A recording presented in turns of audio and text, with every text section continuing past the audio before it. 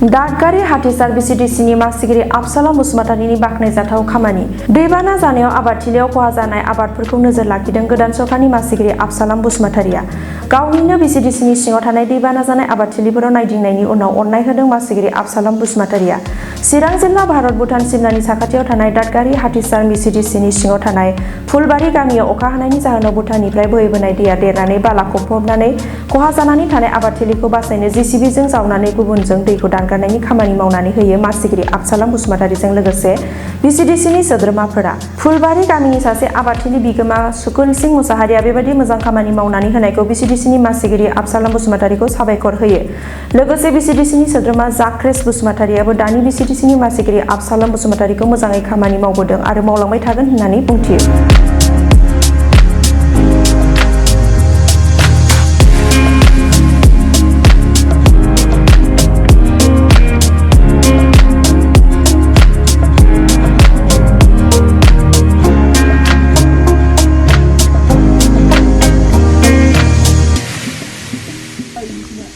दा जोंनि चेयारमेननि सायावहायथ' जों नुनो मोननाया माने अनेक मोजां खामानिखौ बियो दा मावगासिनो दङ आरो बावैसोनि सिगांबो बिसोरो बै मा होनो आफार माजि बस्ति आरो बिहारिपारा बेखौबो मावदोंमोन बिसोरनो आरो दा दिनैबो रायजोफोरनि खावलायनायावहाय बिसिडिसिनि थ्रुयैहाय गावनो जेनेबा जोंखौ मेम्बारफोरखौहाय ज' दैदेननानै लाबोबाय आरो बेवहाय मावनायनि थिरांथा होनानैहाय जोंखौ ज' ज'यैनो बियो दैदेनगासिनो दङ।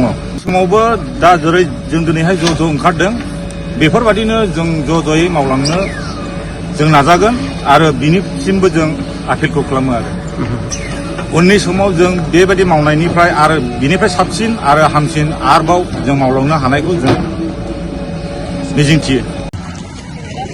साबायखर होनांगोन जोंनि बे एक नं फुलबारि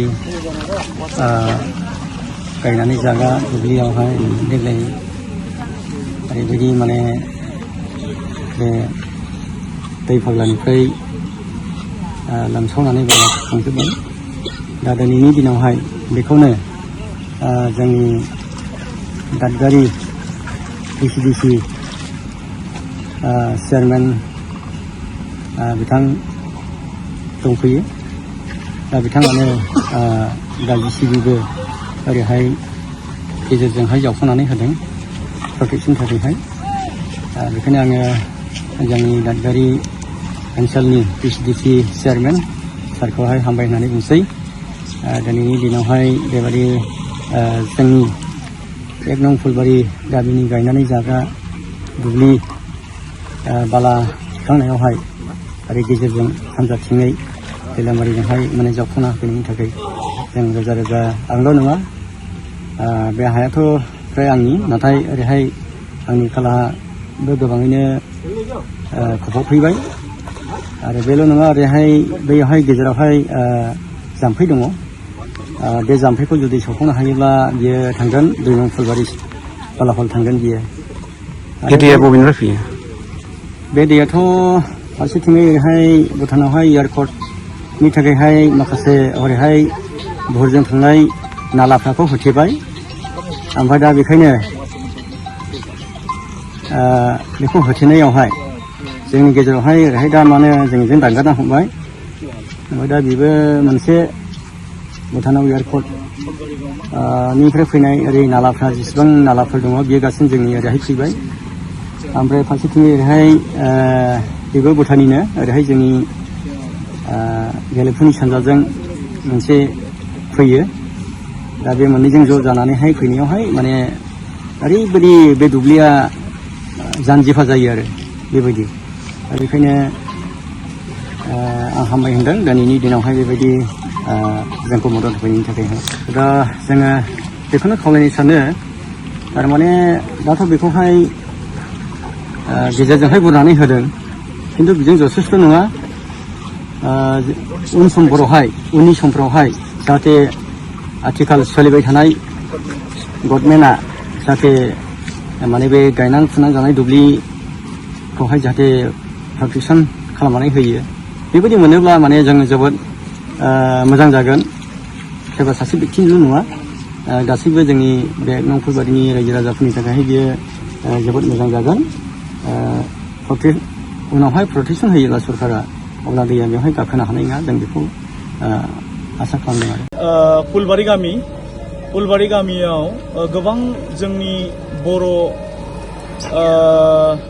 रायजो राजाफोर बेवहाय रायजो जानानै दङ बेयावनो बेबायदि गोबां रायजो राजानि हाफ्रा बेबायदिनो भुटाननिफ्राय जितु फैनाय जितु दै बे दैनि गेजेरजों फुलबारि गामिनि रायजो राजाफोरनि गोबां न'खरनि माइ गायनानै जाग्रा आबाद मावनानै जाग्रा हाफ्रा बाला बुखांनानै दंहैजोबो दा बिनिखायनो बे बाला बुखांनानै दंहैनायनिफ्राय माब्रैब्ला बेखौहाय रैखाथि होनो हागोन बिनि थाखाय रायजो राजाफ्रा आंजों सावरायनानै खावलायनायलाय आङो बे रायजो राजाफोरनि थाखाय बेबायदि जिसिबि लानानै बे बाला हाबनायनिफ्राय रैखाथि होनो थाखाय जे लामाजों दैया थाङो बेखौ डाइभारसन खालामनानै होनो दिनैहाय आङो नैबे जिसिबिखौ लानानै रायजो राजाफोरनि मोजांनि थाखाय बेबायदि खामानि मावनानै आङो होफैनाय जादों। उननि समाव माबाफोर टारगेट दङ नामा खामानि मावनो? उननि समाव आङो दिनैहाय आङो बिसिडिसि ग्रुपनि दारै आङो बे खामानिखौ मावनाय जादों।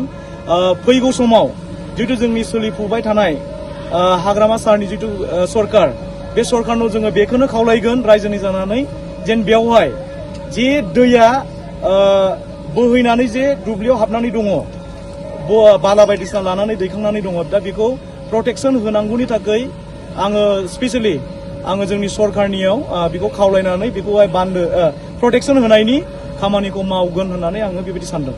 बेखौनो खावलायगोन बयनिसिमबो जे जायगाफ्राव बेबायदि जानानै दङ बेबायदिनो जा हायो जोंनि चेयारमेन तरफनिफ्राय जोंनाव बेबायदि बाजेटथ' गैया आङो अब्लाबो पार्सनेल आङो बेखौहाय मावनाय जादों। दा बेबायदिनो जुदि अबेबा रायजोनियाव गोनांथि जुदि जानानै जुदि बेबायदि खस्थ' भुगिनांनानै थानाय रायजोफोर जुदि दङब्ला बेबायदि खामानिफोरखौ बेबायदि हेल्पनि खामानिफोरखौ मावनो थाखाय आङो बयनिसिमबो खावलायगोन।